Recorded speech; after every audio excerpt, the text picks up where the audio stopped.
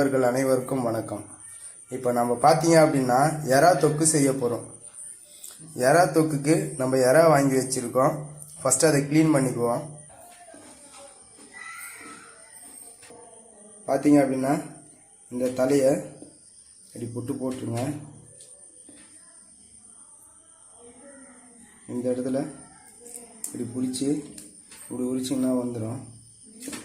எவ்வளவுதான் எறா உரிச்சாச்சு. இந்த இடத்துல அதோட அழுத்து இருக்கும், அதை மட்டும் எடுக்க போகிறோம்.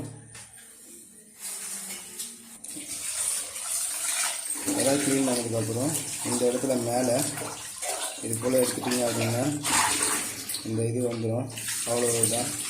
இது எடுத்துட்டா எறா க்ளீன் பண்ணியாச்சு. என் இனிய நண்பர்கள் அனைவருக்கும் வணக்கம். நம்ம இப்போ பார்த்தீங்கன்னா எறா தொக்கு செய்ய போகிறோம். எண்ணெய் சூடாகட்டும். எண்ணெய் தேவையான அளவு ஊற்றிக்குங்க. எண்ணெய் சூடாகட்டும். கடுகு கொஞ்சம் போட்டுருங்க.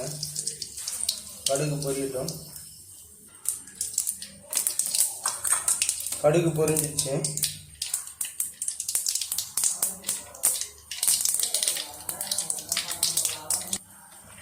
கடுகு வெங்காயத்தை போடுங்க. கூடுது கருவேப்பிலை கொஞ்சம் போட்டுங்க. நல்லா வதங்கட்டும். வெங்காயம் நல்லா வதங்கிச்சு. கூடவே தக்காளி கொஞ்சம் சேர்த்துக்குவோம். ஒரு தக்காளி தான் போட்டுருக்கேன்.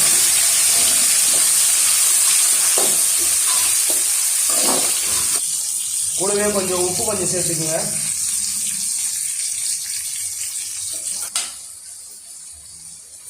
இஞ்சி பூண்டு பேஸ்ட்டு போட்டுக்குங்க.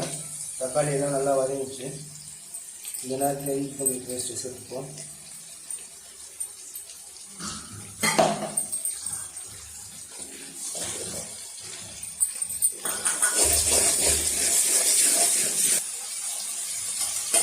இஞ்சி பூண்டு பேஸ்ட்டு வதங்கிச்சு. இந்த நேரத்தில் எறாவை சேர்த்துக்குவோம்.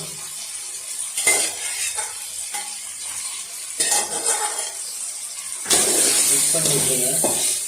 மசாலா எறாவில் நல்லா இறங்கட்டும். அடுப்பில் சிம்மில் வச்சுக்கோங்க. அப்படியே ஒரு மூடி போட்டு வச்சுருங்க. கொஞ்ச நேரம் வேகட்டும். அடுப்பை சிம்மில் வச்சுருவோம். மூடி போட்டு கொஞ்ச நேரம் வேக வைப்போம்.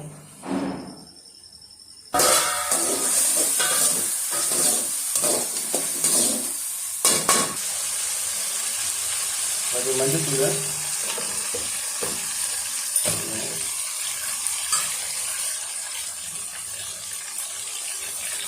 மிளகாத்தூள் போட்டுக்கோங்க.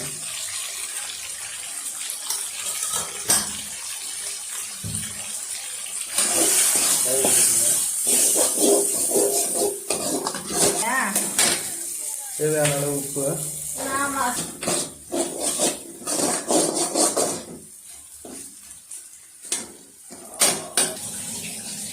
இப்போ பார்த்தீங்க அப்படின்னா எறா தொக்கு ரெடி ஆயிடுச்சு.